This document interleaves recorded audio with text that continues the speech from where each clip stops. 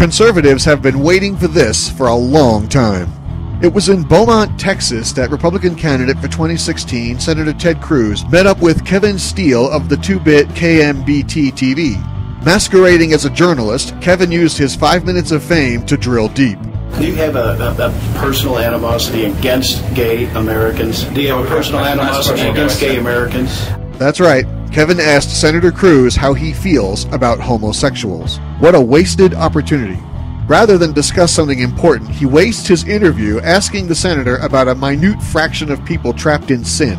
Cruz responded accordingly. Is there something about the left, and I'm going to put the media in this category, that's obsessed with sex? Why is it that the only question you want to ask concerns homosexuals? You don't want to talk about foreign policy. I recognize you want to ask another question about gay rights. Well, you know, ISIS is executing homosexuals. You want to talk about gay rights? This week was a very bad week for gay rights because the expansion of ISIS, the expansion of radical theocratic Islamic zealots that crucify Christians, that behead children, and that murder homosexuals, that ought to be concerning you far more than asking 6 questions all on the same topic. Do you have a personal animosity against Christians, sir? You seem fixated on a particular subject. Look, I'm a Christian. Scripture commands us to love everybody. This is what's missing in the GOP.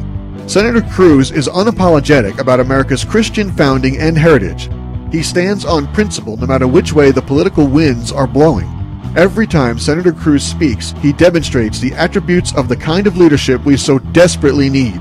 Not only was his response brilliant, but he turned the foolish gotcha question of this committed leftist right around on him.